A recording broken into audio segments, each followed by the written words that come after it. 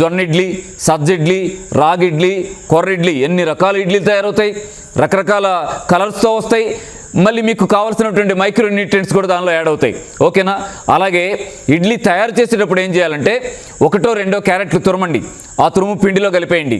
కలిపేసి దాంతో ఇడ్లీ వేయండి. ఇప్పుడు కలర్ఫుల్గా ఉండటమే కాదు, ఫైబర్ పర్సెంటేజ్ యాడ్ అయింది, మైక్రో న్యూట్రియంట్స్ యాడ్ అయ్యాయి, విటమిన్స్, మినరల్స్, ఎంజైమ్స్, ఎంత అంటే అంత పుష్కలమైన ఆరోగ్యకరమైన ఇడ్లీ రెడీ అయింది. పిల్లలకు పెట్టినా మనం తిన్న ఎంత బాగుంటుందో. నేను ఒక ఫార్ములా చెప్పాను, ఇదే ఫార్ములాను ఏం చేయండి అంటే మీరు తయారు చేసే అన్ని టిఫిన్స్ కూడా ఇదే అప్లై చేయండి.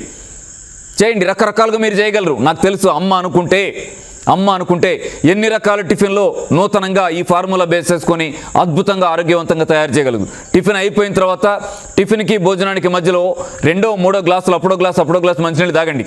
తాగిన తర్వాత ఇక భోజనం చేసే ముందు ఎలా ఉండాలంటే మనం భోజనం చేయడానికి కరెక్ట్గా హాఫ్ అన్ అవర్ ముందు 2 గ్లాసుల మంచినీళ్ళు తాగి ఉండాలి.